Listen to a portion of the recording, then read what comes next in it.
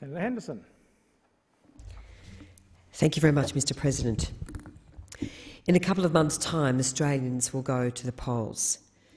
There has never been a more important election. At a time when Australia needs certainty, Mr Albanese, the most extreme left Labor MP to ever lead the Labor Party, would be a risk to our economy and our security. So what has Mr Albanese stood for? Just consider his record. A carbon tax, a mining tax, congestion tax, higher super taxes, higher income taxes, a housing tax, a retirees tax, a family business tax and an inheritance tax. And even today, after a track record in supporting higher taxes on retirees, housing and incomes, he has failed to rule out higher taxes on Australian family businesses. As part of the Rudd-Gillard government, he has supported unwinding Australia's strong border protections.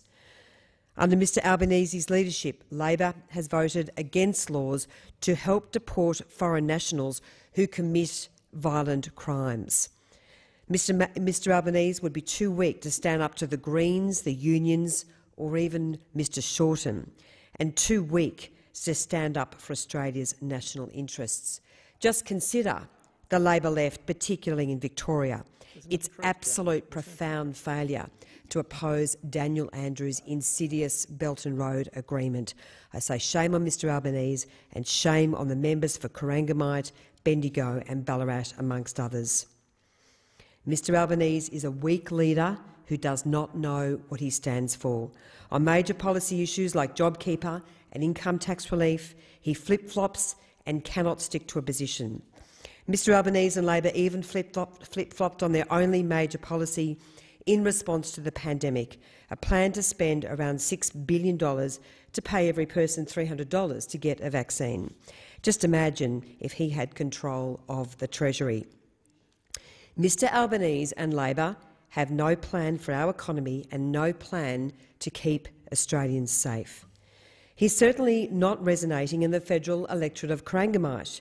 I can report very reliably that the lacklustre and ineffective current Labor MP, when visiting the chicken shop in Ocean Grove, told a local resident that she understood that Mr Albanese was not well liked and was in fact a real problem. New government estimates have revealed that Labor policies announced during the pandemic would have equated to an additional $81 billion in COVID spending. This would have led to a major blowout in the budget bottom line. And just consider the risks of a Labor-Greens alliance, because I say to all Australians, that's what you will get if Labor is elected. The true cost of the Greens' reckless proposal to put a moratorium on mining, coal, gas and oil is staggering. A moratorium that Anthony Albanese will need to indulge on the other side of the election if he wishes to form government. We have seen it before and we will see it again.